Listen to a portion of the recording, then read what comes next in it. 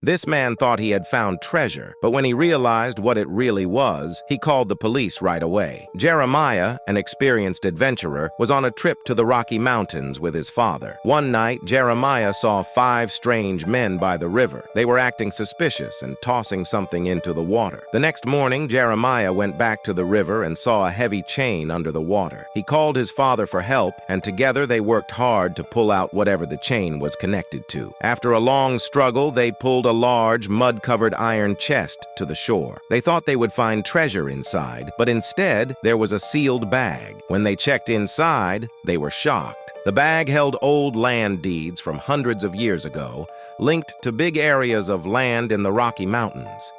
The chest also had heavy rocks to weigh it down, probably thrown in the river to keep it hidden. Jeremiah figured out the deeds were likely tied to the 5 men he saw. These men weren't just regular people. When he looked closer, he discovered the deeds were part of a plan by a famous mob boss who had been causing problems in the area for a long time. The mob, with the mayor's help, wanted to take the land for its valuable minerals, which would damage the mountains and the environment. Jeremiah and Jack quickly called the police, but it took 2 hours for them to arrive because they were in a remote area.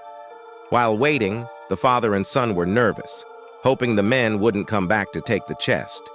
When the police finally showed up, they took their statements and checked the chest. They soon understood the big conspiracy involving the mob boss and the crooked mayor. Thanks to Jeremiah and Jack's quick thinking, the police arrested the mob boss, the mayor, and everyone involved in the illegal operation. While the father-son duo were hailed as heroes, they cared more about the fact that they had saved the natural beauty of the mountains. For them, protecting the wilderness was the greatest reward.